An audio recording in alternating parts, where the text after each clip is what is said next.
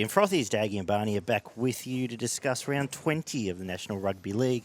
Very excited to be joined today by Joey Outchin from the Ruck Infringement podcast. How you travelling, mate? I'm good, mate. It's a pleasure to be here. Excited to get into it.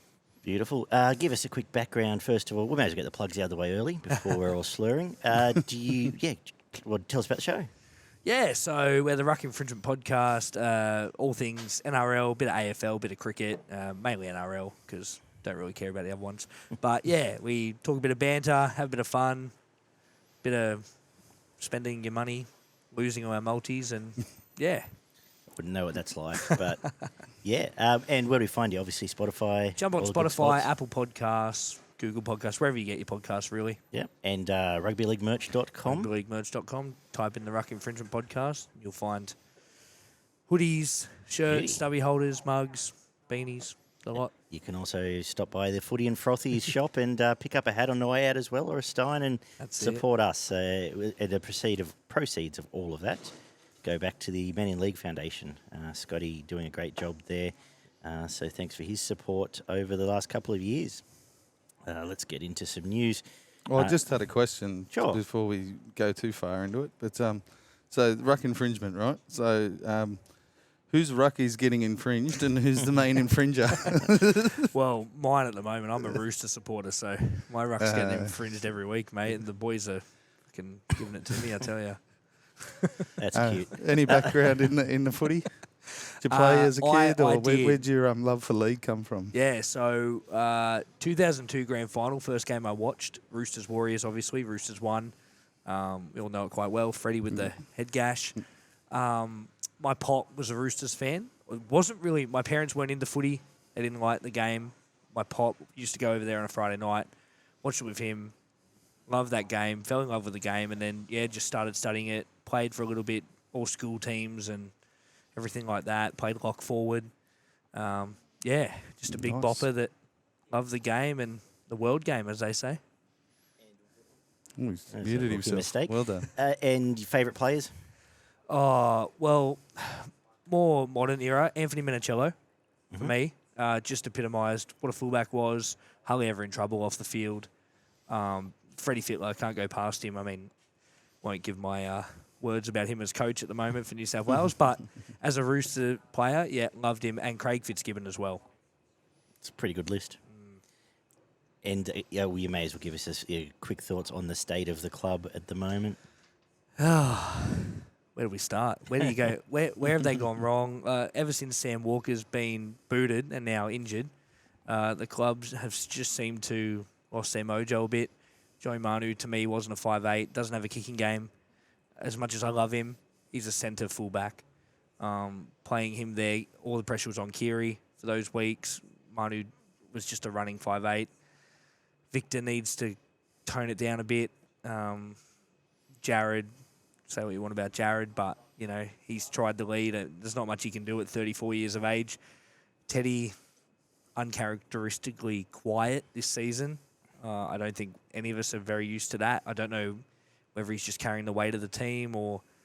But look, hey, last year we won 8 in a row heading into finals, so next 6. Well, there's life, there's hope, eh? That's it. Thoughts on any of my theories, like maybe trying Teddy next year at 6 and Manu full-time fullback? I don't mind it. I think... I don't know if it's just me, but I feel like Teddy's getting a bit slower as well. And I think Manu... He won the Golden Boot for New Zealand in the World Cup at fullback. But the guy's a freak. Yeah. He knows how to play there. Even against Storm on the weekend, it wasn't his best game, but Storm just smothered him. I think Manu at fullback is a great shout. I wouldn't mind to see Teddy. He's sort of trying to play that role now anyway. Yeah. Sort of wraps around. They go Victor to Teddy out, or he runs it himself. But, I wouldn't mind to see it. And do we see Sam Walker in Roosters colours ever again? Well, according to Robbo, he's on and off every week because of the injury, but I'd like to say yes. I don't know. The way the club works, I think, we could move him on, sign someone like a Cooper Cronk that we did 2018, 2019. Get him in players. We'll bring Payne Haas. He can play half. Sure there's room in the sombrero. Yeah, there is, mate. You can play him anywhere he wants to play. Exactly. I'm not going to argue with him. Yeah, cool. So, yeah, thanks for joining us. Stick around and we'll get plenty of thoughts over the next couple of hours, including on some of these signing news. Campbell Graham has re-signed with the Bunnies for 3 years today to 2027, shoring up their backline. So they have, backline with him and Whiten for the foreseeable future. Eli Katoa has extended at Melbourne for another 3 years as well. So from where he's come from, had a fantastic start to the year and well recognised there. And Sean Johnson will play next year as well for the Warriors, who are looking pretty good, not just this year, but into the future with some stars coming back. Paseka extended to 2026. Matt Lodge has gone to the Seagulls on a train and trial. And Ravalawa and Jack DeBellin have both extended their stay at the Dragons, activating player options. Michael Molo too.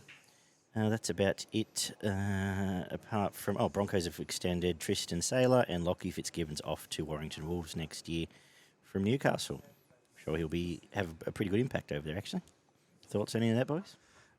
Just want to say, Sean Johnson winding back the clock this season. He has been electrifying for the Warriors. Just incredible. Like, I'm glad he's going around again. Yeah. Love him. I'm surprised they didn't try to sign him for 2 years the way he's going at the moment. The bloke is dead set walk into the line at the moment the way he's playing and pick blokes off left, right and centre and put them through holes. But it's not even his footwork and his pace that's causing the problems. It's his selective passing and kicking. But his footwork and pace seems to have picked up a bit this year as well. So that's a fantastic signing. A few of those Dragon boys must love a bit of misery in their life. So good luck to them. No, they're not bad signings. They're someone that they can build a club or build a forward pack around, and then you add a couple of pieces in there. Big ones for Campbell Graham. Obviously, silly not to re-sign him. You'd be looking. Every club would be looking to get him in there. Tristan Saylor's an interesting one for mine. He's too good to be a backup fullback at the moment, I think. So whether he gets a shot in the centres or maybe on the wing and they push Corey Oates into the centres or something like that might be something with Herbie going. Well, they've still got Jesse. I suppose Arthur's probably ends up in the centres. Dean Mariner. But Sailor's not They've really got a few blokes there. Play centre, is he? Not particularly. I mean, he's not small, but he's not. The other ones will be bigger. But yeah, that's an interesting thing for them. Eventually, they're going to need a 7. Gives him some good depth though, and you've seen every time he has played, he's done quite well. So he's really good on the weekend again. And judiciary news: RCG's facing 4 to 5 weeks for his knee, which was not pretty. Should have been 5 or 6. Yeah, that was dog shit. 4 games with an early plea. Sivo's going to get 3 to 4 weeks for his shot. Tino Origin's over, so obviously he can now get charged 3 to 4 weeks. And Jared Wallace 3 to 4 weeks, all for their respective shots. And there's a bunch of fines, but not much else out of the judiciary. I haven't seen a lot of injury news. Anything obvious? No, I don't think there was. I don't think there was, no. Which is a Cool. miracle. That's good. Toby Sexton, HIA. He'll serve 11 days. He'll have his 11 days. Yeah. And all the big guns are back this week. And Cleary's back, Latrell's back, Walsh is back. So Teague Wilton also, they're saying left might be an the ACL. Oh, that's not good at all. Yeah. It's not ideal for where they're at right now. No, the bloke who makes Matt Moylan's tackles won't be there, so that's good. Yeah. Anyway, anything else you want to discuss? We saw how that worked on the weekend. Just quickly on that Jack DeBellin signing, the re-sign. Yeah. You think he plays captain? I reckon with Ben Hunt there, it would be a good shot at getting the captaincy 2024. I think that they did it. They copped the flack, and that's why Blake Laurie's captain at the moment.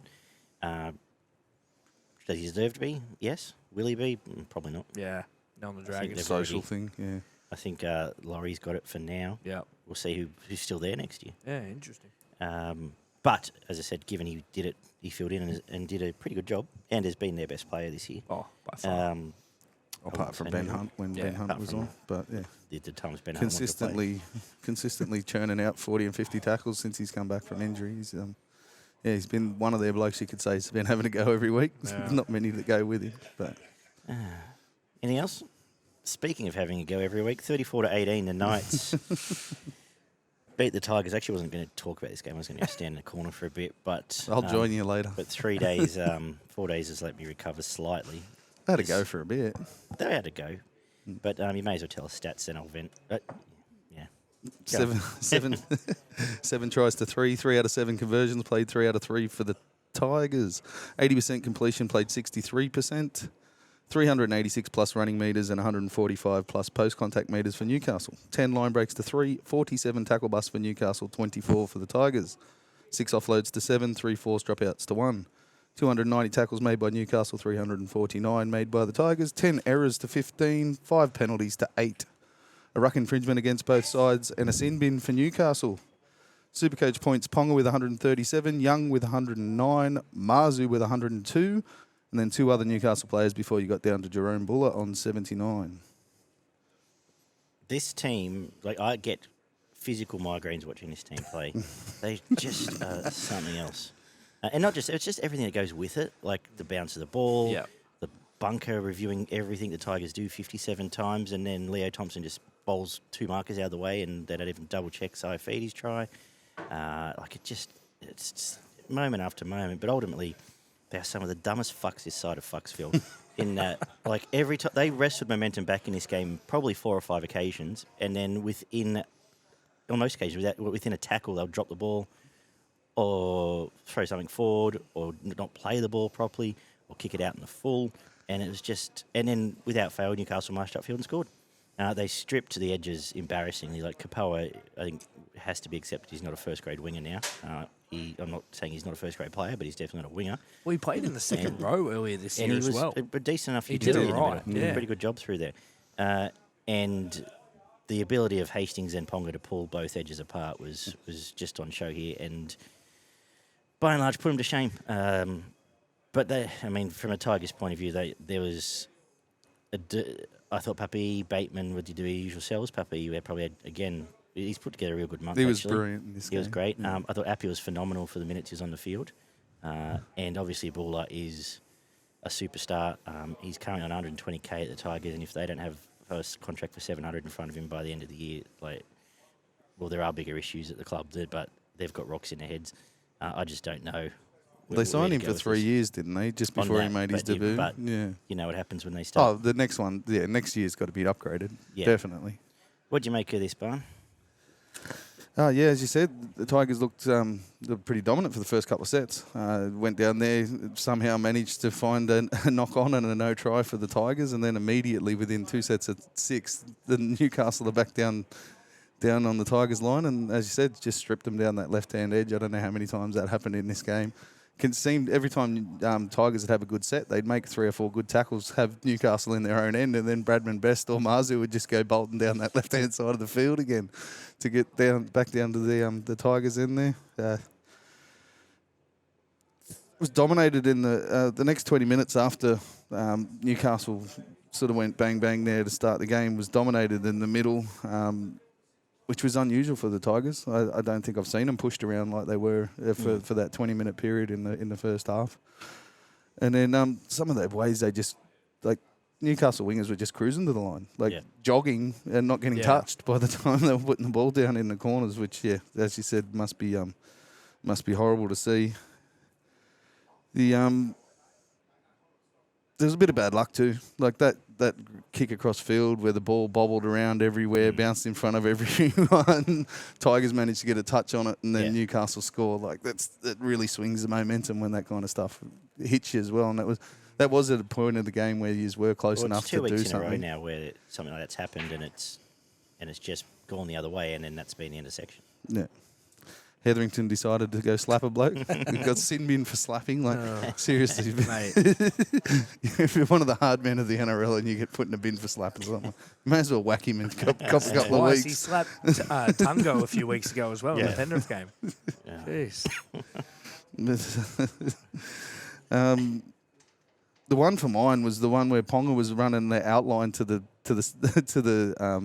out to the sideline and completely stopped, and then you just see 3 Tigers go straight past him. And then all he had to do was just run straight at Buller, who was on the line, made a great effort to try and stop him. But that was probably one of the most embarrassing moments of the night for the Tigers. Really stood out for mine. And it just shows you how little faith they have in each other. Yeah. In their backline, simple as that. Yeah, you need maybe one of those blokes chasing that hard and the other 2 just holding on the inside. But have any thoughts on the way the game went down? Well, you talk about a moment like that. The moment that got me was Brendan Wakeham caught the ball and then went down and slid over the sideline. Yeah. 10 metres out. Yeah. I mean, yeah. Like, as much as the Knights were clinical in this game, well, I wouldn't say for To a point. 80 minutes, but maybe about 40, the Tigers did come back really well. It was 22-18 at one stage. Yeah. They're only 4 points behind. And even heading into half-time, if Tigers score again there, they're going to half-time in front. So there are positives to take out of that, but I just think for the Tigers, as we talked before, it's a fish rots at the head, and it's the head of the Tigers, always has been. It's that management. Yeah. They need to fix that, and they'll fix the culture. And this is a problem. No one wants to go there because of the board. Exactly. You've got a coach, apparently. From more reports, Benji will be coach next year. Sheens won't be. He's not even in discussions anymore. And I just got the notification that apparently Hapa Canellis has said he's not guaranteeing Pasco's future now. So I don't know who's in charge of what anymore. So It's about time that's happened. I would rather the club's at a stage where West need to just buy it out, put someone in charge and move, just be West again or whatever it has to be, because it hasn't worked, and it hasn't worked at the other joint venture, and they need to go and start again. And it'd be privately owned, would be much better. Thoughts on the coach and the and the talent recruitment officer going in for a meeting today? Apparently, it ended with them agreeing, whatever that means. Okay. But what does Right. he was appointed without the coach's knowledge. He's signing players without signing players without the coach's without the knowledge. coach's Who's he knowledge. signing? Well, they were Caesar, trying to get apparently. no. Benji wants Caesar. Oh, and he wants Cogger. They just from want Penrith. they want someone for a year. They just want someone for a year or two. They've got 18-year-olds they got the New South Wales, I think, under 19 halves, or they're tracing. Yeah, Benji wants Caesar, and the other bloke wants Cogger, And apparently. they were Yeah. talking about Jock Madden possibly returning I as well. think Benji asked Yeah. allegedly, but you take all this stuff with. Well, that's it. Like, every day you read shit in the telly that. Every just take second it with a grain line of salt. the newspapers Yeah. bullshit. Yeah. We all know Exactly. that. I don't think where there's smoke there tends to be an inferno at the Tigers. So I don't necessarily. I'd like to see a clean out before anything else happens. Yeah. But and the sad thing is they Sheens did a great job last season in setting up for this season, and they've dropped the ball again. They went and found just about at one stage we were discussing whether the best forward pack in the comp, and you could have made the argument, but they're not now, obviously. The Warriors are, for the record, and just upset all the Penrith fans again. But Good. I don't know. Like, you just don't know. Like, it just makes me wish I wasn't born into this. Like, any other club, I'd be happier, but here we are. Thanks, Such Dad. is my life. So, yeah, the final takeaways for me was just basically every time the Newcastle really pressed the edges of the Tigers just weren't there. Yeah. There was just no defenders there. Yeah. And if there was too many in the wrong position, and it's just way too easy at the back end of it. I thought Simpkins and Pole added sweet fuck all for the 30 minutes they were out there. I don't know what happened with those two blokes. I would hope talented De Silva gets to Silva. They've both been pretty good in the recent weeks. Yeah, and Simpkins has been good most of the year, but if now Abby's back, get the 18-year-old in. They added, yeah. move Tell you Those- what, I like De Silva. He's a good player. a good player, but he's He will be a also good player. another pretty boy. We've got a Reece Yeah. Walsh at the Tigers Yeah. now. And he doesn't mind a bit of a rev up either. Yeah. More reports. So Thought, Clemmer and Appy were good. Yeah. Appy's defence a little bit questionable, but obviously coming back with, needed a few more minutes in the legs. Yeah.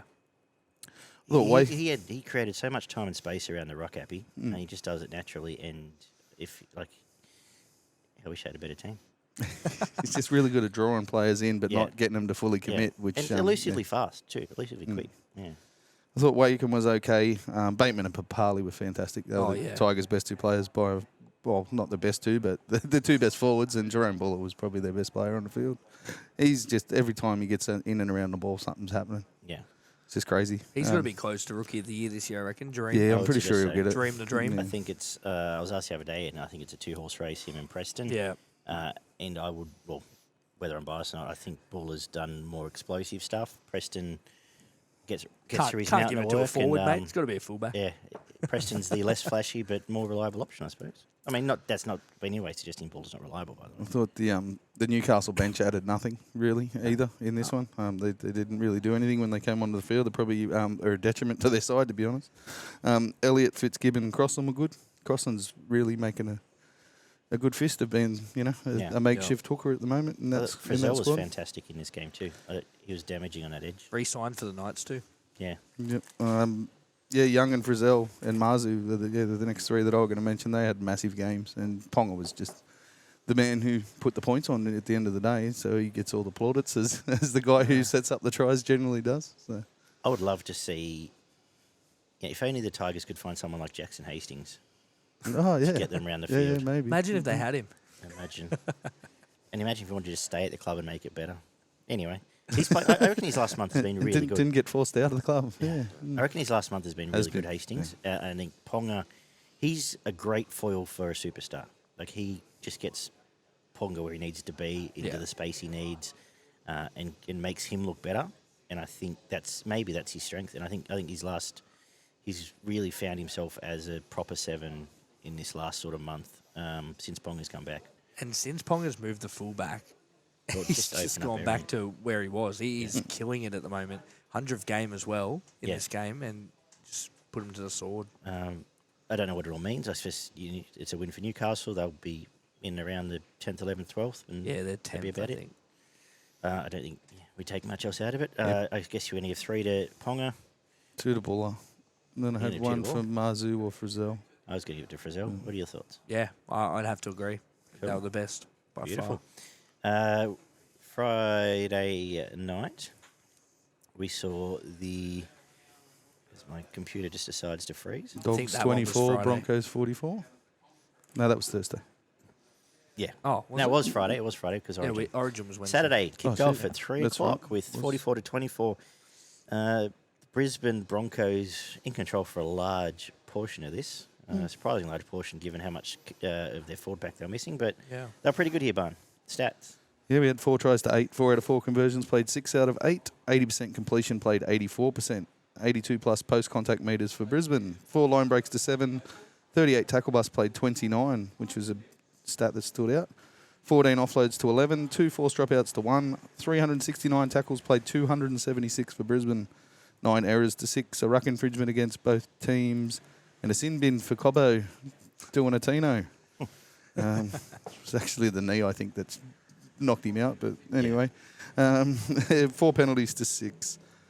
Supercoach, Adam Reynolds with 112 Supercoach points. Waddell with 90 and Piakura with 87. What'd you make of this, Joey?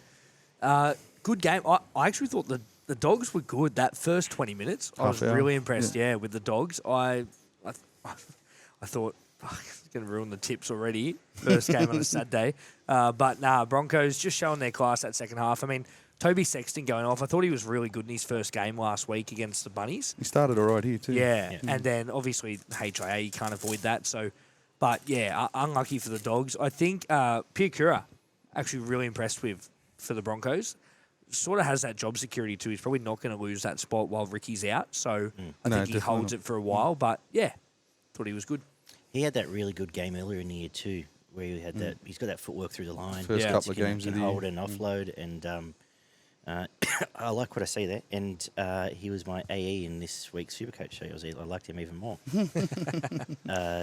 Obviously didn't end up as close as we thought it might have been. A closer game with some of the outs for the Broncos.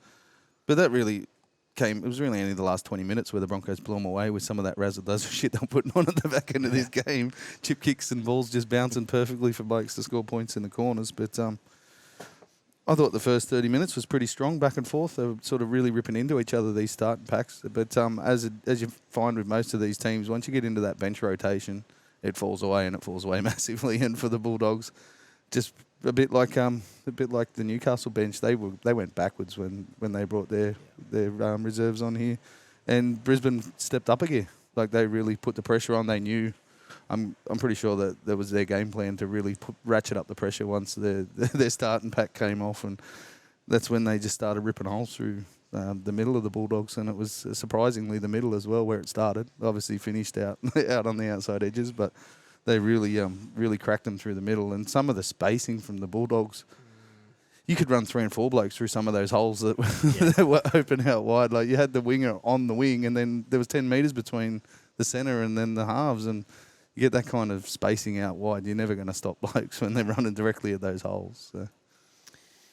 Adam Reynolds was at his best here, his best game in a while, but he, as we say, good players with time and space get get flattered and he got to do what he wanted by the back end of this game. That's it. I thought he was pulling the strings fantastically. And you've covered a lot of the ones here, Barn. You can keep. Is there anything else you want to touch on? Yeah, I think where else we're going to go. Where were we? Adam Brenham just mentioned his ball playing, kicking was top shelf.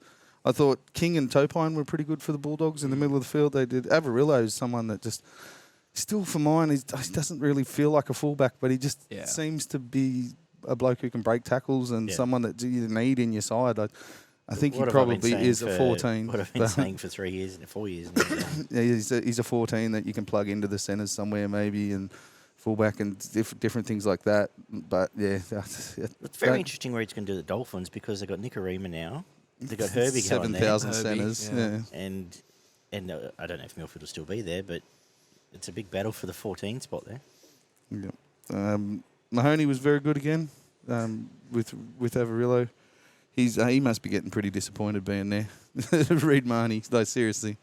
You could see the disappointment in him in parts of this game because he just tackles his ass off. It's one of those smaller hookers that gets bumped around a bit, and so the missed tackles do stack up. But fuck, he tries his ass off when there's so many blokes around him that are just standing there watching him do all the work. He didn't like that try celebration from Billy Walters at all. Fuck yourself, you stick. Yeah. Fuck off.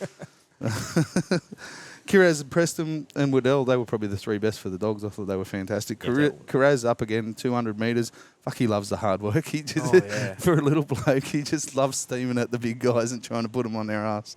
It's tremendous. I still like Blake Wilson. I think he's got something to offer. I think he's got speed and... Well, he does have speed. I know he's got speed, but he's still got some growing to do. Nice little shimmy he can and jump and step. Yeah. I thought Cape Walls and Walters were good. Paliasia as well, you could throw in there. Did a job without, sort of kicking the front door down, but they had good games. Tapau did a job off the bench for them, which they needed in this game because, they were missing a bit of size and grunt work in the middle. But, it was Adam Reynolds, man of the match for mine. Piakura was the 2 points, and then I had 1 point for either Sailor, Cobbo, or Carraz, who I didn't even mention. I thought Sailor was terrific. I was about to say, you're going to touch on Sailor here? Yeah, he's the way he was chiming into the back line. He's got that beautiful left to right pass, which a lot of fullbacks don't have. They're generally right to left. But he put Cobbo through in the corner there. I'm pretty sure he forced a dropout with a nice little grubber. He just always seems to be in the right position. He's one of those guys that seems to have the defensive positioning down really well as well against attacking kicks. But we saw in the trial as well, like he was pulling off cross-field bombs. He had a real creative fast. game. He might even be someone that they look at. Someone that could end up in a halves role when Reynolds goes. I know they've got Jock there as well, but he seems to have more creativity or to do a bit of everything. Yeah, it's an interesting combo. Him and Ezra. If he could build a bit of size like his old man, he'd be a weapon as well. Yeah, like he's great at the moment with his speed. It's probably just that size factor. You look at your fullbacks now, Latrell, the size on them. I think he could be anything. Yeah. And he'll still have grown. Is he still only 21 or something? Yeah, young boy. I didn't have much for that. I think you've covered that. Now, I think that Brisbane will be happy to have got through the last month in the way they did. Absolutely. To get through Origin and this game particularly, which stunk a little bit of a potential upset leading in with the outs they had. I think they'd be happy because now Carrigan back. I think Haas is back. Walsh is back. Business as usual. They've fallen a peg for me there. I've got the Warriors in front of them, but I think they're going to be top 4. 5:30, we got a... why is it doing this? I blame the NRL site. 5:30, the Cowboys 19, Sea Eagles 8, who offered very little of much in this game, to be honest. But what do you make? Or what the stats say, Barn? And then, Joey, you can have a crack at this one too. Yeah, we had 2 tries to 3, 0 out of 2 conversions for Manly, which is unusual. They normally kick them pretty well. 3 out of 3 for the Cowboys, 1 out of 1. That was the story of the weekend. No one could kick all weekend. Yeah, there was a few. Ponga missed 6. Caleb Ponga, Jack Cogger. Azarko couldn't kick a goal. Who was the other kicker in that Dolphins game? Anyway, carry on. Sorry. 1 out of 1 field goal attempts for the Cowboys. 458 plus running metres and 84 plus post-contact metres for the Cowboys. 3 line breaks to 4, which was unusual. I felt like the Cowboys had a lot more than 4 line breaks in this game. But anyway, 31 tackle busts to 36, 11 offloads apiece, 2 forced dropouts from the Cowboys, 140-20 from Manly, beautiful kick from Lachlan Croker. 350 tackles, played 345, 11 errors to 13, 1 penalty conceded by Manly, 7 by the Cowboys. 6 ruck infringements to 3, 1 inside the 10 against Manly. And do we have a sin bin? No, wrong game. Supercoach Val Holmes with 93 Supercoach points, Drinkwater with 86, and Lachlan Croker with 82. Yeah, what do you take from this one? Yeah, Manly, when Manly play at Brookie, well, it used to be a fortress. You'd go to Brookie, the crowd's on you, they suffocate you. But this game, and that's sort of what I expected coming into this. I thought Cowboys, Origin Stars are back. They'll want to ease into this game. Manly were woeful. And that's, I have friends that are Manly fans, but they were poor. They were poor. And the Cowboys the past month have been building, and they are doing great. Sitting in 9th at the moment, or have they cracked the 8 now? They might have even cracked the 8. They're 9th. 9th, yeah. Sitting at 9th, and they are just looking so good. Val Holmes, I think he's been incredible, but Scott Drinkwater, for me, is the man at the Cowboys at the moment. He is just lighting everything up, and everything he's touching, it just turned into gold. So, yeah, the goal kicking was a bit weird. Garrick usually slots them, so interesting that he didn't hit any, but yeah, I wasn't impressed with Manly at all. I thought at Brookie, or Four Pines I should call it now, in front of a home crowd, a big crowd, suffocate you. I thought they'd get up, but I tipped the Cowboys anyway. I think Garrick was concussed for a lot of the game after that elbow that he copped, to be honest. He looked pretty rattled for a large part after that happened. And obviously that's not, if your head's spinning around, it's probably not going to help with your goal kicking. But I thought it was a pretty intense start to the game. The first 20, 30 minutes they sort of really did. It was quite physical.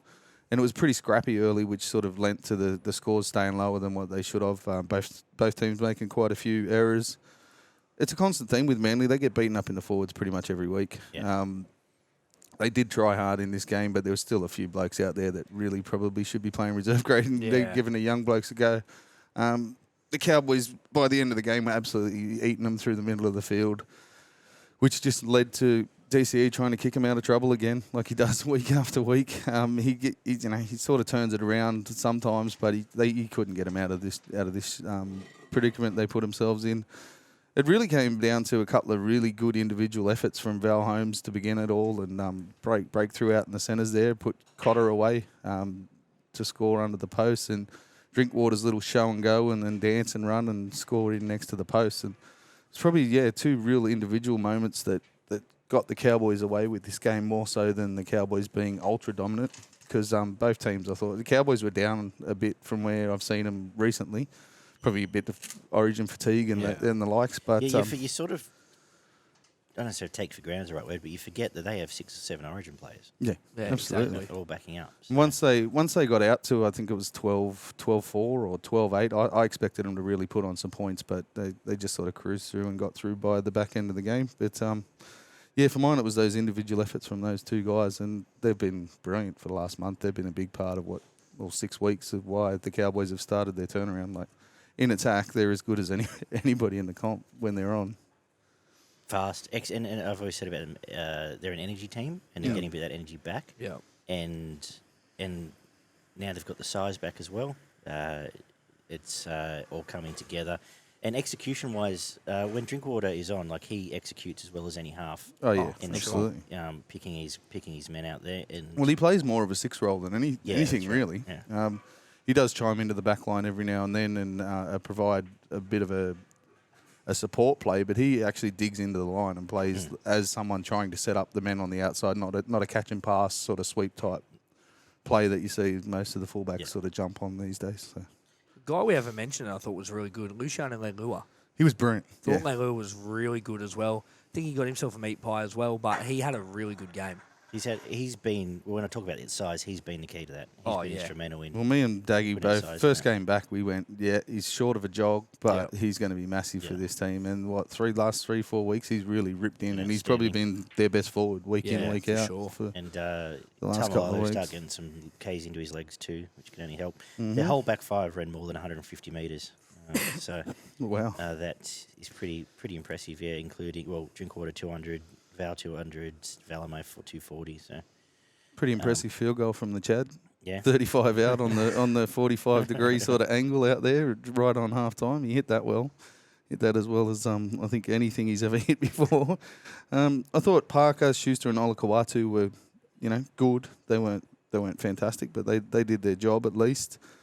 Garrick and DCE worked their ass off. Like Garrick made 200 metres again, I think. Like he was just trying to do anything he could, but there was none of the outside backs went with him.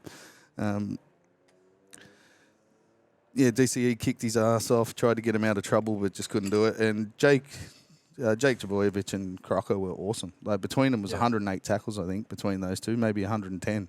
Like between two blokes. Crocker's 40-20, a try assist, I'm pretty sure as well. The line break, like he was fantastic for the Manly side. What do we have here? Yeah, Velame again doing a lot of work for the Cowboys side. Felt out of the team. That's incredible. Yeah, he's as good a jumper, and probably he's a much more physical specimen than Kyle Phelps. And he's getting through 200 metres a game, which if your winger's doing that for you every week, you're probably not going to drop him for anyone, That's are you? Where was I? Velame Robson did a lot of work, as he always does. Nanai and Hess were very good for them in the middle of the field. They did a job for the Cowboys.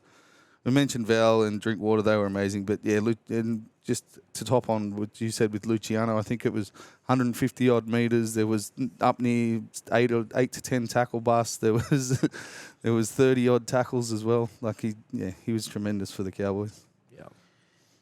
How we splitting up? Oh, first of all, are you as I realise while my computer's being weird, I think my keyboard's in my bag. Anyway, side story. You now nervous about the Cowboys heading into finals time? Yeah, absolutely. Probably another team we'll come across now. 100%. I mean, our three teams might not have to worry about playing finals. Right, so we can just cheer the Cowboys on. No, I'll be jumping on the Warriors. Yeah, me too. I think everyone will. They it's the next month is very it's a cracking next month coming out because I don't know if South's a good things to make the finals. I thought they've been pretty average. Well, there's a few there now. Last month they've needed the bye. They know they're going to get some cavalry back. The trail back this week. Even the Raiders that are running fourth at the moment. You drop 2 games back to back at the moment, and it's panic stations. The Sharks now they drop one of the next 2. They're pretty much running 8th, if not out of the top 8. Raiders, even with all the work they've done, their points differential means that if they end up even with someone, they're going out of the 8. Unless they really turn that around and put 200 points on somebody. There's so many question marks. Which happened to your boys today. Anyone in the top, really from third down could still miss the 8 at this point, and that's crazy for mine with 6 weeks to go. Cowboys have got Eels, Titans, Broncos, Sharks. Dolphins, Panthers. They could put teams away. Mm-hmm. They could 4 out of 6 of them. And those 2 games, they're in control of their own destiny because they beat these teams. The Sharks Parramatta games are 4 knocking them out as they go. They're 4-point turnaround games. Yeah. Sharks have got the Panthers, they've got the Cowboys, they've got the Raiders, they've got South. So there's fucking 4-point games that they've got coming in the next 7 weeks. Are they this year's Easts? They're in all sorts of trouble. Flash home and miss Cowboys. The line? Yeah. No, I don't think the Cowboys are miss. No, I'm saying but it might miss, in that prelim final sort of setup again. Oh, yeah, maybe. Sin bin Sunday. Their biggest problem, obviously, is making sure they keep teams below that 18-point mark, which is sort of where you want to defend. You don't want to have to chase more than about 16 points in a final. So if you can keep the team to 12, 14 points, they've got more. They've got enough in them to get past most teams. So. The real grind semi-final game is the one that I don't know. Yeah. How they might match up against the Warriors. But how many? Who in that top 8? Who in the comp wants to play that 80-minute grind game apart from Penrith? Maybe the Warriors if they get there. I agree. We'll get to that. I don't think anyone wants to play that game this year. And it might not be exactly like if you meet Para in a final, it's going to be 30. It'll be like last night's game. Yeah, exactly. It'll be like last try wins. But the comp's so close in points. Like it's ridiculous. Even the Roosters are only 2 points outside the 8, but probably I would say need about 3 or 4 wins to secure a spot. But only 2 points outside, which is pretty crazy to think. At 14. Manly and written Newcastle off as bottom 4. Yeah. Manly and Newcastle are only 1 or 2 points out. So Newcastle are interesting because I raved about Newcastle the first 6 weeks, then they fell away, and now they've got everyone back. I think they're playing better footy. I think they've been flattered last month, but they're playing better footy than they had at the start of the year. And I think Ponga's got his tail up. Best's got his tail up. Frizzell, they're getting... the run home's super important for fucking 10 teams now. Yeah, it's a cracking right. 6 weeks ahead, which is, I guess, the biggest takeaway from what we can see, because everything will change next week after all those results. How are we divvying up some points here for the Daggy M's? I had Val with 3 because when they really needed it at the start of the game, he was the one that was breaking the line open. He had numerous runs for 30, 40 metres to put him in good position. I had Luciano with the 2 points. I thought he was massive in the middle of the field and everything they needed. And then I wanted to go with Drinkwater just because of how good he's been recently, but I think Lachlan Croker deserves something as well. He was tremendous in this game. But Can't go against the Daggy M's, mate. Alrighty. What do you want? You want Drink or Crocker? No, I'll give it to Croker. He's had a great season. I'd be shocked if he doesn't win their Players Player this year. Yeah, that's a good point. Unless DCE does, but, he's above that. But he just wins his own trophy. Becoming the big go. 30 to 16. Just for Joey. Joey gets the floor in a sec. What do the stats say? Is the Storm continued the Chooks' misery? Yeah, we had 3 tries for the Roosters, 5 for the Storm. 2 out of 3 conversions, played 5 out of 5. A missed penalty attempt and a missed 2-point field goal attempt for the Roosters. 74% completion, played 81%. Is that 7 or 1? You got the line breaks there? I think it's 1. Give us a second. 1 line break to 3. 8-3. No, it was 8-3. Oh, they've updated that as well. 8 line breaks to the Roosters, 3 to the Storm. 37 tackle busts, played 51. 10 offloads to 12, 1 forced dropout from the Storm team, 324 tackles, what the fuck? 324 tackles for the Roosters, 299 for the Storm, 14 errors for the Roosters, 5 for the Melbourne side, 8 penalties conceded to 10, 3 ruck infringements to 1 inside the 10 against the Storm. Supercoach points, Daniel Tupu with 122, Harry Grant with 95, Joey Manu with 79. First, let's start off with Tupou. Scored 2 tries, became the equal highest try scorer for the Roosters alongside Anthony Minicello. So one more, he'll be the record holder. You don't fluke that. Like, no, he's been a good knockers player. on him, and he's a great footballer. He's been for a long period of time. I think 2013 he debuted, or just before that. Obviously played in 3 grand finals, but yeah, great player. It's just unfortunate the season at the moment. But this game, I was there. Was in a corporate box, which was nice, but the game not so much. Where was that at Allianz? It was at SCG. Oh, of course. Yeah, because Allianz is getting ready for the Have you been to Allianz Matildas. yet? Not since it's changed. No. So no, but have you? Nope. I thought I'd know. That's why I didn't ask. Daggy and I were talking off air before, and we were saying, I said I was impressed that the Roosters were only down 6-4 at half time, but as he said, it should have been 16-6 because the Roosters had so many opportunities in that first half that I thought the left edge was really good. I thought Billy Smith in that first half on that left edge was really good. Was Tupou outside him? I think Tupou was outside him, and they were doing stuff down there. Kiri was running that way. They were doing really well, but you can't win games when you make 14 errors.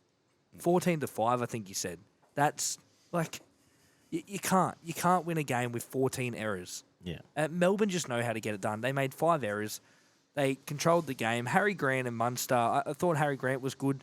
Munster, obviously a bit hungover from Origin, or whatever he was on, but a bit hungover there. But they know how to get it done.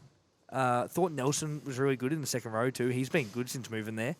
He's terrifying on an edge. Oh, he's terrifying anywhere. Yeah, of course, but it's been a great stroke to put him there. Yeah. But for the Roosters, I don't know what's next.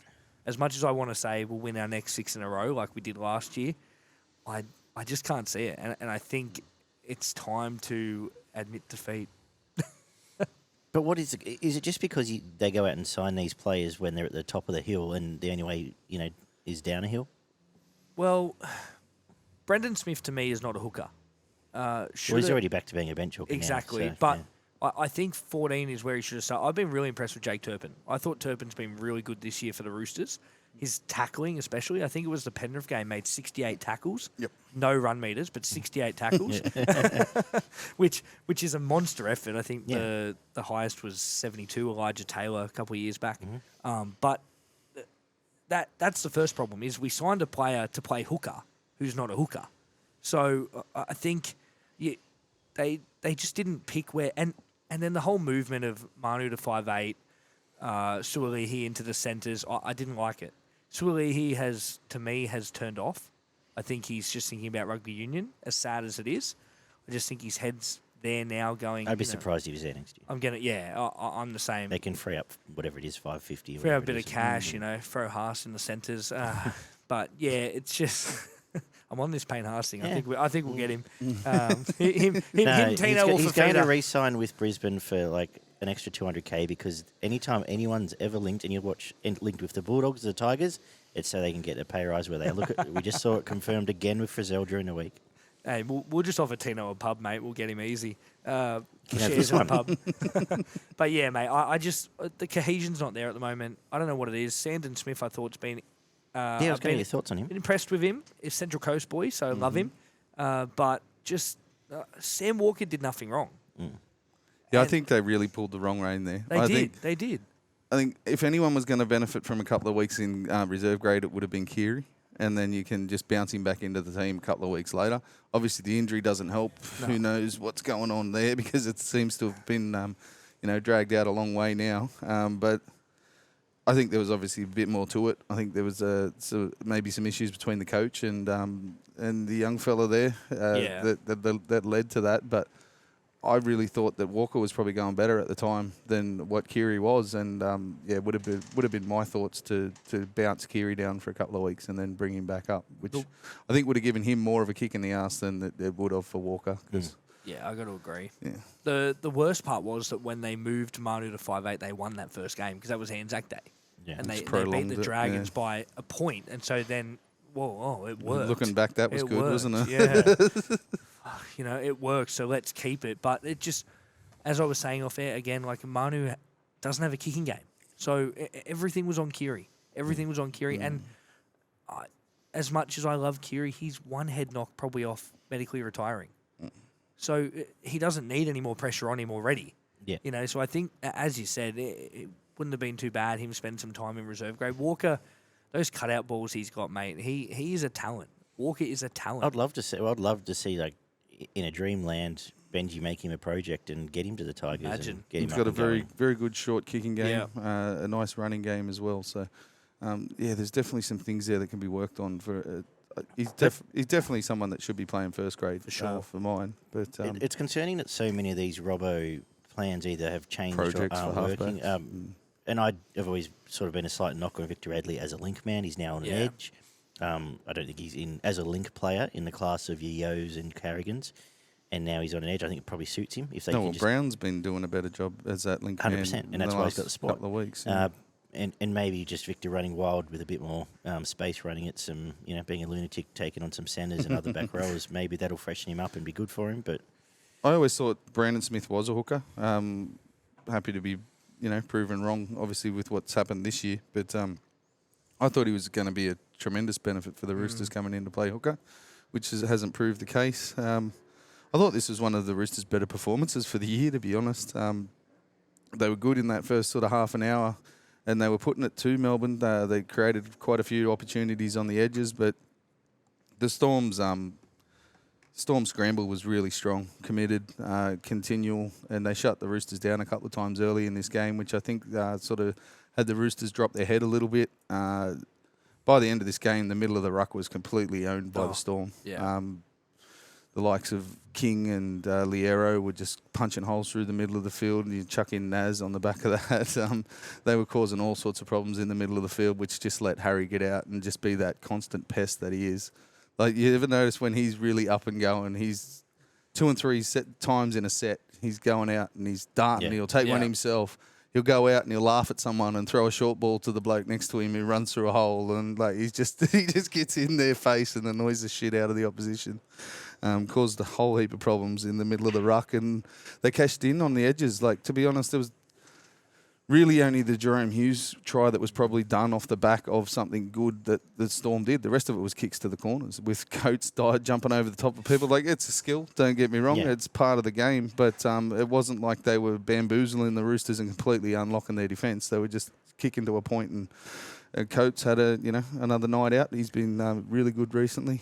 Harry Grant's little nice little bit of work there for a try as well, but another one that probably should have been stopped on another day. So, by the end of the game, it was thoroughly won by the Melbourne Storm, but I thought the Roosters did put up quite a good fight early and probably be pretty disappointed to lose 13 plus at the end of the day. Be interested to see if Coates took on Tupou, if they were on the same wing. That would have been real good. Both 7 foot and tall. Trying to get over. And Sia Wong. Really impressed with Sia Wong. He's been on the radar for a while. Scored his first try, second game. Did really well. He does look like a likely type, Wong, actually. Who are we going with points here? Just a few of the notable mentions. I thought the Butcher boys were pretty good in the middle of the field. Brown as well was okay. Radley was easily their best forward in this game, I thought. He was really freewheeling, causing some problems with the ball in hand. Where was I? Couple of nice. The halves had a couple of nice moments in Sanders Smith and Keary. They produced a couple of really nice efforts, but they were really targeted in defence, especially Keary. I think he missed 6 or 7 tackles, and they worked him over there. Sanders Smith was actually quite good in defence. He's really impressed me. I think there's something there that they can work with as well. But a really nice, clean kicker. Just lovely timing about his kick. Yeah, well, they both kick quite well, and he did most of the long kicking, which is normally Keary's sort of effort. But he took over there. Tupou cashed in with the double. Did a bit of work to get there. We mentioned earlier, he's had his knockers and all that, and he does have the physical attributes that generally he's taller than pretty much everyone he's up against, and he jumps over the top of them. But he's not afraid of hard work. He generally 150, 200 metres a week, does all the hard bullocking work out of his own end, and he's a fantastic player, deserves recognition for what he's done. I thought Manu was fantastic. Again, 200 and something metres from the back there. Meany was pretty good for the Storm as their fullback. Both their halves were very dangerous. Like Munster with his kicking game, Jerome Hughes' running game on the right-hand side, they were both causing heaps of problems. I mentioned Liero. Welch, I thought, had a good game in the middle of the ground as well. But, Harry Grant with 3 points. I had Jerome Hughes with 2. And then I went with either Coates, Munster or Tupou for the 1. I think you probably give it to Coates. Yeah, he scored a hat-trick, didn't he? Yeah. We've been a bit more generous to the wingers, filthy wingers this year. But anyway, they score the points. Yeah. I was frothing about the Sunday, and I wasn't disappointed. I enjoyed all these games, probably more than you did, at least one of them. I wasn't very happy. But I thought all these games are good. Just a quick shout-out as I checked the camera to Chris on YouTube, who asked why we were just checking him out all the time. But this week I've got the battery charger. Last week I was freaking out about the battery. So thanks everyone who tuned into our Origin preview on YouTube and got to watch some pretty graphics for the last 10 minutes. But anyway. Oh, really? We'll be right 10 minutes, today. was it? Yeah, good. Anyway, the Sunday kicked off 44-12. The Warriors, again, kept the top 8 hoodoo of the Sharks going for the last 18 months. It's like 3 out of 16 or something. As exclusively tipped by me. Who did tip the round again? Something like 2 weeks in a row. 28 from 30 the last 3 weeks or something. Yeah. Well done. It was a shame about the first half of the year. Anyway, it was a good game. It was fun for me to watch because I like the Warriors. So what did the stats say, Barn? And you can have... We've had the counselling session for the two of us so far, so you may as well go next. 8 tries to 2, 6 out of 8 conversions for the Warriors, 2 out of 2 for the Sharks. 90% completion from the Warriors, 76% for the Cronulla side, 295 plus run metres for the Warriors. 9 line breaks to 4, 38 tackle busts to 43, 7 offloads to 2. 1 forced dropout played 2, a 40-20 from the Warriors, 283 tackles, played 375, 6 errors to 11. 5 penalties conceded to 7, 2 ruck infringements for both teams, 1 inside the 10 against the Warriors, a sin bin for Cronulla side. Sean Johnson with 135 Supercoach points, Fanua Blake with 122, and Nickera with 99 for the Sharks. I don't want to talk about it. Fuck the NRL. Fuck you. Fuck Matt Moylan.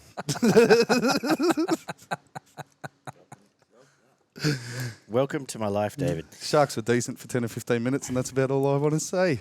No, they were really piling the pressure on the Warriors earlier in the game. They had a lot of the field position, scored 1 try that was, pretty well worked, but at the end of the day, pretty easy because old mate was 5 metres off where he should have been defending. It all went to shit. on the back of a couple of errors, invited the Warriors down the Sharks' end, and they didn't leave for the next 55 minutes. What would they say? The Moylan Channel, what would it call it? It's almost a Moylan fucking... What's the trench at the bottom of the sea there? The big deep sea trench? Yeah. That's what it was. Because they just took turns to run through there. Fanua Blake, then Metcalf, then Rocco Berry, then Josh Curran. They all just lined up and just said, we'll have a go. Some of the worst jersey and arm grabbing I've seen for... Yeah. There was a 10-minute period there where Mulatalo did it, Talakai did it, Moylan did it for the entire fucking night. Did not bend their back and try to tackle one bloke. They just tried to grab their arm, tried to grab their jersey, tried to grab their collar, and they were just getting brushed off. And blokes were just running straight past them.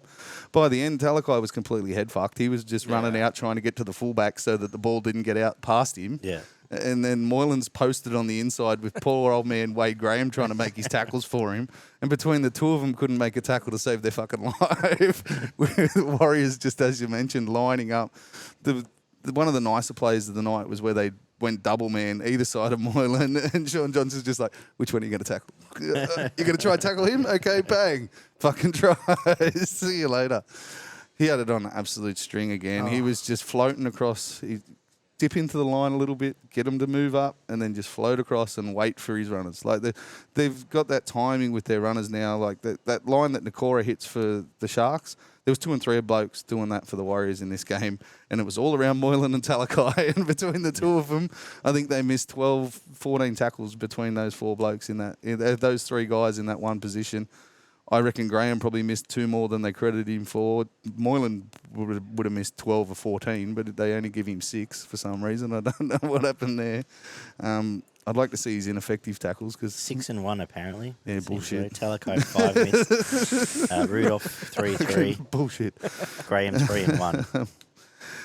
Yeah, Metcalf and Johnson were just licking their lips after that sort of 15, 20-minute period when as soon as Teague Wilton went off, you could see them lining up because Wilton. Do you reckon Metcalf would have been all right 5'8" at the Sharks? Yeah, he could have gone all right. Maybe. He's a good player. Lockie Miller. You could put Wade Graham in there and he'd do a better job than Moylan. I think Metcalf's the one you let go. Both the Warriors halves, were at the Sharks. Yeah. And then Lockie Miller, and then you got Dykes, who's apparently someone they might move in there in the future. Talakai has to go back into the forwards. He can't defend out wide. As soon as they get on the outside of him with pace, especially he doesn't have the acceleration to pick up. Sleeve. Kyle Iro, you've got blokes out there. There's a few injuries there, but Connor Tracy should play in first grade. That's where you can get beaten on the outside, and if you've got pace, you can stop that kind of shit. As soon as they get on the outside of Talakai, they're fucked. Especially if they've got 2 on the outside of him, and Mulatano has to try and get one of them. I don't know what's going on with that bloke. He's changed his feet for hands in the last 2 weeks. Cannot catch a fucking football to save his life. I won't be throwing him in a multi again. I'll tell you that. Like 4 weeks ago, he was just jumping over blokes, taking AFL marks and scoring tries. And the last 2 weeks, he hasn't been able to catch a bomb to save his life. I don't know what's happening there. He catches them when they kick him to him in defence, but in attack, he has not been able to get anywhere near the ball recently. The forward battle was pretty even for about half an hour, and then the Warriors just munched them up in the middle of the field. McGuinness got a bit tired. Some of those big boys in their 20-minute rotations just really did not aim up. Toby Rudolph's short of a gallop by about 4 games from the looks of him. Hazelton put in and had a crack, but again, he's still only getting 20 odd minutes. I think he got that try. That was a great run. There was a bit of a turning point as well. Yeah. Right after half time, if that turns into a try, it's a 4-point game. 100%. The energy lifts from the Sharks, but the energy wasn't there. The Warriors had energy from minute 1. The creative players were 100 times better from the Warriors. You could chuck in Walker as well. I thought he was fantastic in this game. He was playing that sort of link between dummy half and the halfback, which is a new one for mine. Rather than playing that 13 role on the outside of the 7, he was jumping in the middle and creating more space for the halves to set up a little bit wider and a little bit deeper. But then what chucks in a bit extra time. What becomes dangerous when his left foot steps and goes back in. Absolutely. They've really got a bye with him this year. He's been tremendous for them coming in that 14 position. I don't think he's had a better year, to be honest, apart from maybe one of those years where he scored 1 million tries out in the edge for Manly, where he was carving people up. But he's been fantastic for them this year. Rami and Katoa, probably the best back 5 for the Sharks. I thought Katoa was actually really good. He had a red hot crack in this game. Brayley and McGuinness were strong in the middle, and Nakora and Hines were their best two players, but you could rattle off a list for the for the Warriors. Chance, DWZ, very good. Berry was probably their best back. He ran the ball so hard all night, caused a million problems. Does help that you're running at Moyland and Talakai, but Metcalf, Ford, Barnett, they were all fantastic. Fanua Blake was amazing, and Sean Johnson was even better.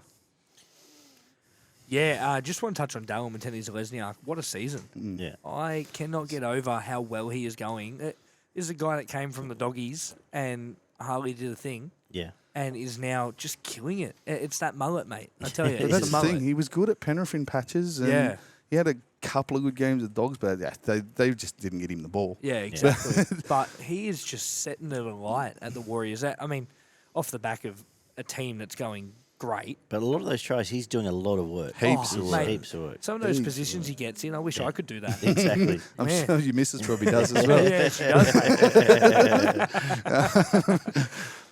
Mate, the one bit of commentary that I'll, the one and only time I'll give Ennis a bit of a rap, the flying perm call out wide there. But yeah, that's the only credit he'll ever get from me for commentary. Sean Johnson, 3 points. Oh, yeah. Fanua Blake, 2. And Berry or Nickera for I the reckon one. Nickera won. He was tremendous. He was good. He was fucking filthy. In a too, losing at the end team, of the he was game. good. He's right. You don't have him in Supercoach, do you? I had him. What did he get? 99. Did he really? Yeah. I had him in fantasy. I had him for last try scorer, and he scored with 3 minutes to go, and then fucking Pompey scored. Yep. No, I just needed Raimi. And that was a shit try, too. I just needed Raimi, who I don't recall even touching the ball. So. This Warriors forward pack's gotten better. Oh, yeah. Now Meta got Barnett back. As long as he keeps his pumpkin off his head, he was fantastic here, and he gives Fanua Blake a great partner in crime. And they've still got Bunty to come back. And they sat Tohu on the bench for 50 minutes as well. Sat in his jacket. I think at one point, he's just taking selfies at there. It's been cool. Curran's getting K's into his legs and getting through a lot of work. They are the best forward pack in the comp. Sirenen's pretty decent coming off the bench. Sirenen's come on and Walker's come back killing and done it, well. playing So in the middle of the field. I just think, and I've said it now for 3 weeks, I can see them being the grand final team that Penrith have to beat. I would back them against Brisbane in a real grind. I would back them against Souths. They obviously still have to do it. But a dry track against Souths. I don't know if everyone's going to say, well, they lost to Souths 2 weeks ago. They got bashed up in the work, but, I think they've just got every box ticked, and a lot of teams don't. And as we touched on in a couple of games, bench forwards are so important now. To go deep into these games, you need a solid bench. And that's what, like, Penrith's bench forwards drag their arse out of trouble so often, and now they've got a couple of guys here that can do the same. I think it's invaluable. It might be the old, they need to lose one to win one or get close this year, and then you get RTS back and you have the real fairy tale next year and whatever. But I'd love to see him go very deep into September. It would be great. The only issue I have with the Warriors is, like we heard that stat with the Sharks, they've only beaten one top 8 team this year. The Warriors have only beaten one top 4 team this year. And so if they're going to turn into contenders, they have to be being consistent with that. They have to be beating those top 4 teams. So I'd love to see them do it. I think the Warriors is everyone's second favourite team. The Warriors haven't been any better than they have in the last 3 or 4 weeks. Like, this is the best they've played this 100%. year. And they're still getting better. And they're gapping teams now. Yeah. You take the wet out, they're winning every game by 30 now. Yep. And good teams do that. Like that's what right. That's what Melbourne did well for those years in the 18, 19, 20 when they went on that hot streak. They were putting 40 on everyone every week. Yeah. And that's the other thing. Like it's all right to. That's where I would have them ahead of Canberra. In that Canberra winning these weird games somehow, whereas Warriors are putting the soldier teams. But winners are winners, so. Exactly. Then we got 24-14, a game that until deep you'd be nervous for a while here if you were a Panthers fan. But I suppose the last 15 was pretty cruisy viewing as they won 24-14, as suggested. What the stats say, Barn? We had 3 tries to 5, 1 out of 3 conversions played, 2 out of 5. 81% completion for the Dolphins, 76 for the Panthers. 204 plus running metres for Penrith. 7 line breaks to 5, 43 tackle busts to 36, 6 offloads to 17, 1 forced dropout for the Dolphins. 350 tackles played, 355, 8 errors to 11, 3 penalties conceded to 6, 1 ruck infringement to 2, 2 inside the 10 against the Penrith side. And a sin bin for the Panthers. Is it Tom Jenkins with 132 Supercoach points? Targo with 108. Nick Arima with, I didn't write down the numbers, but I think it was around 90-something. He was in the 90s. He was, Yes. in And my rocking draft. headgear for the first time. Haven't we seen headgear make a comeback this year? Oh, mate, every Panthers player boys almost. love it. Jackson Hastings. Roosters. Doggies getting Looks like around a the slow white Kalen ones. Ponga these Luke days. Keary. Yeah, Keary. What do you make of this? Oh, Joey what a can go start to first. the game. Shut up, David. Oh, Let our guest go. Oh, I don't mind. Okay, for it. go for it, David. Go Shut up, Joey. shut up, Daggy. I'll go first. Isn't Isaac Tango a beast? Oh, he mate. is an absolute superstar out there. Great. And Back-to-back man of the matches for mine. I agree. When they were faffing about for a long part of this first half, he was dragging them upfield, breaking tackles, putting people over, picking up loose balls, and just demolishing blokes. Like, he sends people to HIA in defence, Trying to tackle him. which is amazing. I thought he was the star of the show here again, and obviously made the wingers look good. The winger look good outside him. Didn't he? Fun to see Leo to score first and to have the Copybook charge down too. Yeah. The big dive with the hands out, and then he's looked great. picked up. He's going, "Who the fuck's going to score?" I'll have to do it. I love the fact it was like, I'm not supposed to be doing this. I'm not supposed to be. And he He's kept too looking. fast for me. Yeah. Oh fuck it. Yeah. There's He's nobody a around. fucking big unit, but He's massive. Massive. So that was a lot of fun. In the railgun And- celebration. Yeah. Yeah, called out the Batista. And that was about it. Like, that wasn't about it, but that was the fun part of the first half. Poor old Valance being subject to being on the wing, I don't think he enjoyed, given he jumps like me. So he was How a is target for a lot of, not well, for a lot You know of how they those say high balls. some people have a 6-foot leap? Yeah. I don't get 6 inches. Don't ask Mariah about that either. They targeted that wing a lot in this game, and he was found out. Absolutely. Sorry for him exposed there, but it had been our concern with him. Heading into this, tried hard. Can't knock his effort.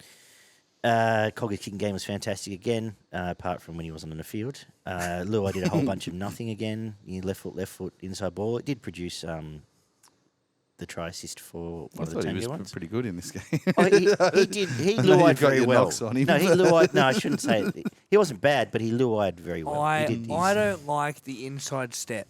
But that's what he does. I And know. you just watch every touch he has. Yeah. And 9 and 10, it is step, But there were inside so ball, many- step. So many times in that game where he outside could have ball. just He thrown did it to one to the Sorens, centre. yeah. Yeah.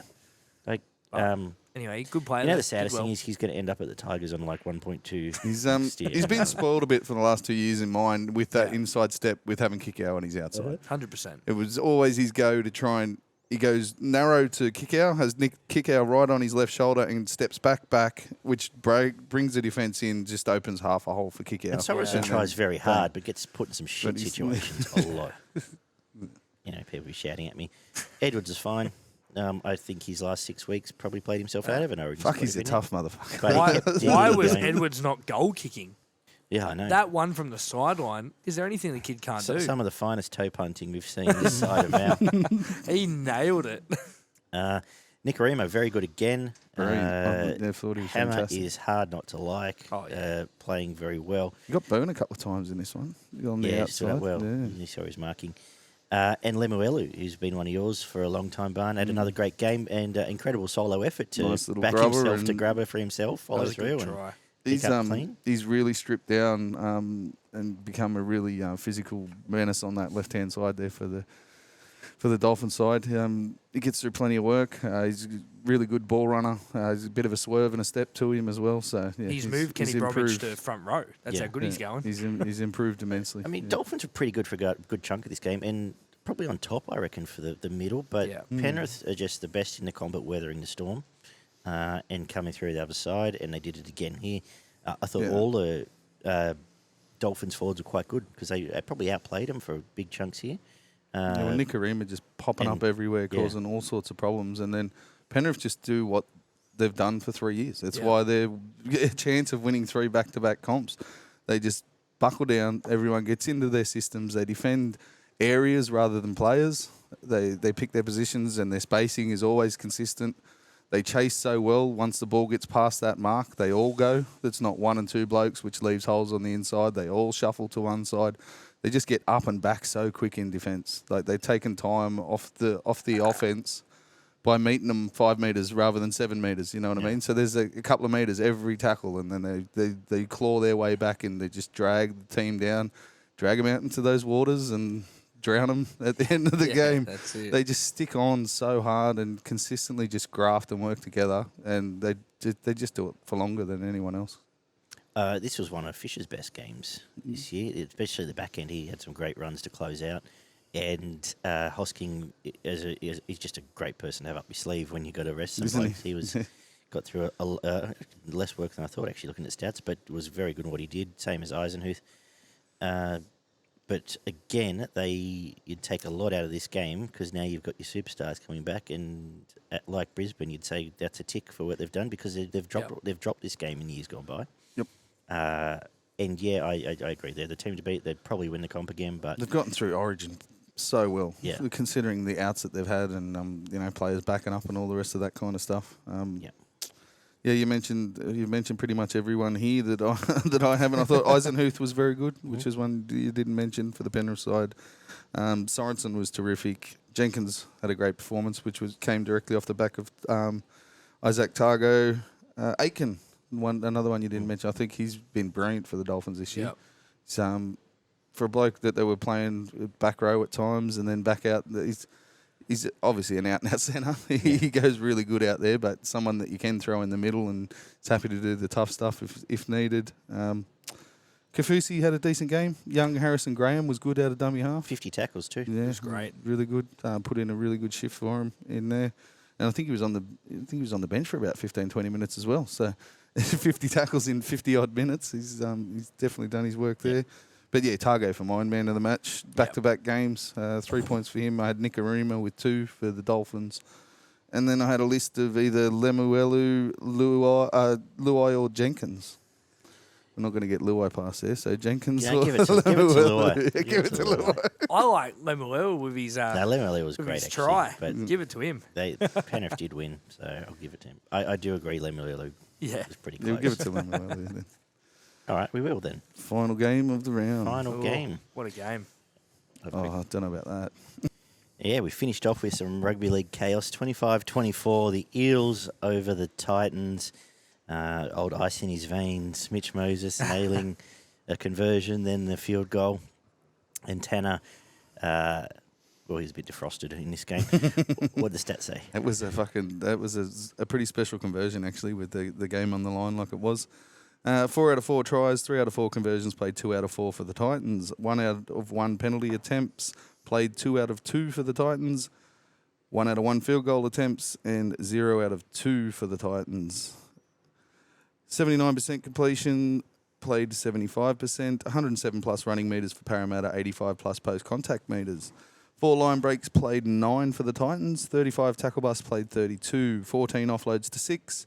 2 forced dropouts for the Titans. 277 tackles, played 312. 9 errors to 13. 8 penalties conceded to 6. 2 ruck infringements to 3. And an inside the 10 against both sides. 2 sin bins for Parramatta. Well done, Parramatta. Bryce Cartwright. They're just so Parramatta. Oh, yeah. Just Parramatta. Bryce Cartwright with 96 Supercoach points. Tanner Boyd with 93. And Mo Fodawaka with 78. Is he in your pod team? He is not. Well, you're doing it wrong. Anyway, what happened here, Joe? Sorry? I said, what happened here, Joe? Oh, mate, Parramatta, I call it the triangle of inconsistency. They like to win a game, then they like to lose a game. Then they like to get flogged by 40. Then they win against top teams. It's so inconsistent. And Too clever shit, too dumb shit. Yeah. It just seems to be Parramatta every year. It doesn't matter whether they make the grand final or not. It's just how they are. And this game, but the Titans can't seem to get past 26 points, 24 in this one. Yeah, They just can't seem to get Yeah. past 26 points. It seems to be the curse for them. If they score 20 points, you know they're going to lose. Every time. Yep. We've seen it so much this year. And also the Titans with second halves this year have been woeful. They're the faders of old, the Raiders, but Yeah, I was impressed with Parramatta in patches, but again, if they're going to be a force in the premiership, they need to be putting 80-minute performances on, because it was very clunky. They started off great, started off really well, and then just the wheels fell off. Tanner Boyd, I had him in NRL Fantasy. He was on 4 points, ended up on about 50 by the end of the game. Right. So 4 points with about 20 minutes to go, and then scored a try and all that, and yeah, really up. Do you play fantasy? I play NRL Fantasy. Yep. You prefer it to Supercoach? Or do you both? I do both. I prefer fantasy only because I've played it for 7 years. Yeah. Supercoach I've only played for about 4. So I was saying to Daggy before, the Supercoach is way more attacking stats, whereas I find fantasy more defensive. Yeah. So I can get all the forwards in. Well, Mo led the fantasy too. He's Yeah. Daggy. Yeah, I'm Daggy. Oh, sorry. I'm Barney. Sorry, Barney. That's, yeah. All good, mate. Yeah. All good. But yeah, I feel like, and so I just fill it up with forwards all the time. But you can get around that in Supercoach. There's definitely an attraction to, especially second rowers that break the line and score tries and stuff like that. That's it. It can be. The last 2 years with Supercoach, they've really gone overboard, I think, with the attacking stats. Which is and they've really crowbarred more in. up. Like now there's LB assists, and now there's try involvement. Last and touches. they need to bring in the 8 trades that Fantasy gave me. At round 20, you got an extra 8 trades for the end of the year. Wow. Yeah, it was great because I was on 0. So Supercoach need that because I'm on about 2. knows about that. I've still got 4. I've still got 4 up my sleeve. I've got about 2 left in Supercoach. I thought I was going to Danon's got none. I got 7, I think. Defending champ. Yeah. But GT, yeah. Oh, I need to give a GT a shout out. Top 1% this week. Yeah, top couple of hundred. Yeah, top couple of hundred. Wow. Good friend of the show, GT, our statistician. 1,570 or Yeah, something. tremendous Ridiculous. result. And he's still got 10 trades, I think. So look Yeah. out. I don't know what he's saving for. Christmas is coming, but He's got 4 that he wants to make in the next 2 weeks. And I then assume one of them's Mo, obviously. Munster and somebody else. And but we're talking about that a bit this morning. It's work. Busy day. But a lot of errors and penalties in this game, but thoroughly enjoyable by the back end of it. I thought it was going to be 40 plays 42 or something after about 15 minutes of this game, because both edge defences were just standing there watching people run past them at different times in this one. But they managed to find a settling point and get back to the grind, and Parramatta were winning that grind pretty comfortably until Sivo took someone's head off, and then RCG decided he wanted to lay down on someone's back with his knees. That should have been a send-off. That was fucking pathetic in my opinion. I don't understand how he wasn't sent off. And, if he doesn't get 4 weeks, I don't know what they're doing. He's having a month off, That was just stupidity. It was an absolute brain snap. I don't know what the fuck he was doing. But, it was very poor, in my opinion. Made it 13 on 11 for, 5-7 minutes or something, and the Titans went back-to-back tries, and that's what got them back in front, which is, probably says a little bit about the Titans' attack in this game. Was left wanting a little bit at different times. Parramatta did scramble well. I think Gutho saved his usual 2 tries that he seems to fucking pull off every game. I don't know how he does it. He just manages to get an arm or a shoulder or his head underneath the ball at different times and stops a try in the corner. He's one of the better ones at that, that's for sure. Oh, you can never, ever, and people can have whatever opinion of Gutho, you can never doubt his effort. Oh, mate, his effort's through the roof, Game after game. You might have 1 or 2 games a year, but everybody does. Some questionable tries. The Gutherson one was... I don't know how you don't find an angle where I'm pretty sure that one of those legs was touching the ground before the time the ball went down. If it was a Tigers game, they would have found it. Trust me. They would have gone and got fucking fan cam from the front row and found it. And the Cartwright one, the bloke was dead set, tackled for 5 minutes before he put the ball down. That was a bit ridiculous. What do you do? Is what it is. Kissed on the arse, Parramatta in this game, I thought. Campbell was very good, as was Khan Pereira and Sammy for the Titans. Tino and Verrills were good. Verrills is they missed Tino been at really the good start of this coming game. I don't understand why, but he changed the game. He was pretty gassed by the back end as well. I can understand it all, but it let RCG and Paulo dominate the first 20 here, and they did. Fafita was fantastic, and Mo and Boyd, they had some special performances in this one. They were the 2 better players from Titans team. Penasini and Madison were strong with the ball in hand. The defence for Penasini's optional some games, but he's very good attacking wise. RCG and Moses were good, apart from obviously before mentioned RCG madness. Gutherson, Paulo were very good. They're probably close to the best on the field. And Hands, he had a fantastic game, I thought, in this. He was in everything, made a shitload of tackles, made a very good difference with some of his passing in and around the ruck. And Hopgood just does what he does. He's another one of those blokes that you just wind up and let him go mental for 80 minutes. And 100%. He tackles everything that comes near him, and he's got an offload in him, and he just doesn't stop working. So Cartwright was probably man of the match at the back end of it, realistically. He was running as hard as I've seen him run in his entire career. He was bumping blokes off. He was very physical, offloading, footwork. He was, I think he was out to prove a point in this one, to be honest. I think he's matched up and went, these guys are one of the better packs in the comp, and I'm going to be the best player on the field. Yeah. So. It's the best year he's had in a long time this season, I reckon. And I gave him man of the match. Yep. I gave Hopgood the 2 points, and then I had Mo Fodawaker for the 1. I like it. You want Mo for 3? Yeah, give Mo 2 because I said so. There you go. Mm-hmm. He might be close to obviously getting a Swap paint house, Mo but and our team of the year, okay. surely he must be the other prop. Unless Tino pinches it. I'm Yeah, trying to Tino. I'm interested to see who gets our actual... Fanua Blake. Well, Fanua Blake will be, yeah. Mo's going to have to go to the bench again with Tino. I suppose Hall's Imagine bringing Mo and Tino off the bench. Fuck me. Oh. Anyway, after Fanua Blake and House. Footy, it's just thinking about Parra because it's still, and I still sort of half semi-agree here that they are the sort of X-factor team that if we get chaos in the finals can beat a team like 36-30 in a wacky-ass game. But those outside backs leave you a bit cold at times, all of them, including Sivo, who's just at sometimes a big... I don't know what he's done. The last 2 games, he just hasn't wanted to do much. Another one don't throw in as any time try to score a man. When do your wingers not score for you? I think he scored for 6 weeks. Nah, something like the that. game they got 48, he didn't score. No, I know. I had him. Yeah. As did most of Australia. But that's right. As you said, Penasini picks and chooses. Simonson's hot and cold, and Russell... Yeah.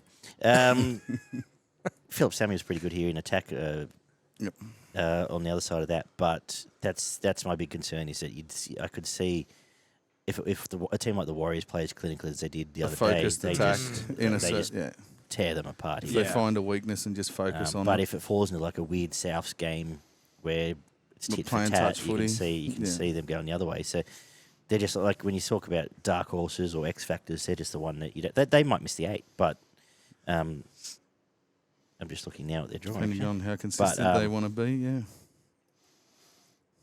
But they but I think there's I'm not saying I wouldn't get going and throwing money on to win a coming, but they've got a shit run home. They got Cowboys, Storm, then the Dragons, then the Broncos, Roosters, Panthers. So they could just beat the Dragons. They're currently on 24 points. Probably need 30 to get into the 8. They have to beat the Cowboys, I think, to make the 8. Yeah, they do. That's a big game coming up. Anyway, or upset the Storm or the Panthers. Yeah, they do have a pretty good record against the Storm and the Panthers. And the Panthers, but yeah. Anyway, if you got so this part of the show, we do our pot plan of the week. Have we got someone who would be better served being replaced by a pot plant this weekend? I suspect we're all heading to the same area. Yeah, well, it's the biggest pot plant's Matt Moylan, obviously, and then you can put 2 little ones on, one on his inside and one on his outside, in Talakai and Wade Graham. That left-hand defence of the Sharks, that was the worst performance in defence for the entire weekend, and it was horrible to see, especially as a Sharks supporter. I will see you a Moylan, raise you a Kapoa, because he's dodged it for a while, but he's back in pot plant land here. Have you got one for us? Oh, can I say my whole Roosters team? Even though they were great, the whole team just at the moment, mate, is just not there. I raise you a whole team. All right, that's fair enough. The next thing, we have to slap someone. Do you want to slap the rest of the team or you got someone else? The coach. Jack Heverington. Get one back. Trading slaps. Yeah. The new NRL slap league. Joey and Hetherington first up. Yeah. No, good. if I had to slap someone, you know what? Toby Rudolph. There was one stage in that game where Sharks were doing all right, and then he just gives away a dumb penalty, and it was just... He is good for that. Yeah, and it just, like, to me, it just changed momentum at that stage. So I want to give that to Toby Rudolph. I like him, but slap this I'm week. going to slap Regan Campbell-Gillard. Of course. Yeah. Just knee him in the back as well. I love the bloke and I'm a fan of his work. But Me too, yeah, absolutely. Let's not do that. Yeah. 100%. Ronaldo. Oh. Put your hands back on, fucking strap your feet back in your boots and put your hands back on. Learn how to fucking catch that ball again.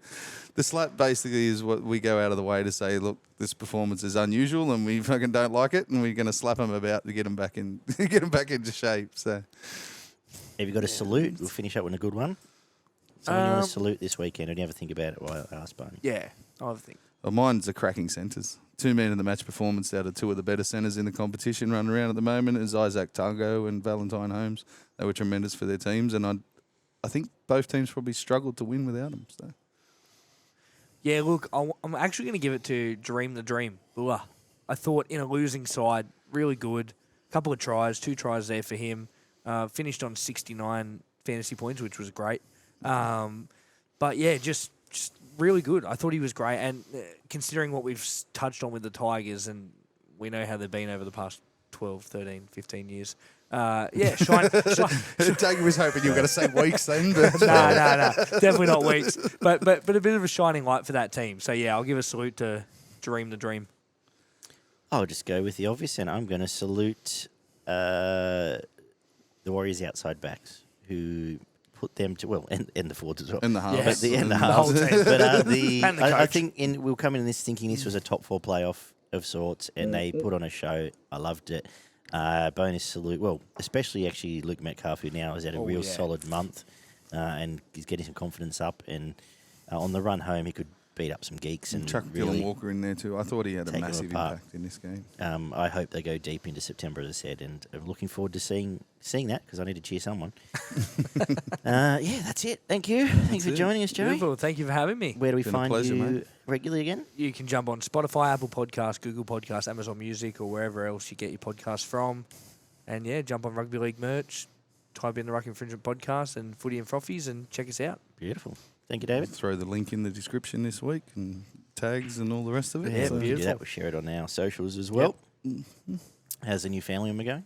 Yeah, he's going real good, actually. Settled in very well. He's 9-month-old chocolate Labrador. He's took him about 12 hours to come out of his shell, and he's now an absolute lunatic, just like the other one I've got. Sounds about right. I've got a yellow idiot and a chocolate idiot. It's good. Can't wait to visit your garage again. Just be swarmed. Anyway, thank you for listening. We'll be back Wednesday night on the Zoom to preview round 21. As we've said, check out Rugby League merch, subscribe, leave us some comments on YouTube, Spotify, iTunes. You can find us on Threads now, and also on, obviously, Facebook and whatever's left of Twitter these days. So be good, guys, and we'll talk soon. See ya. Good night.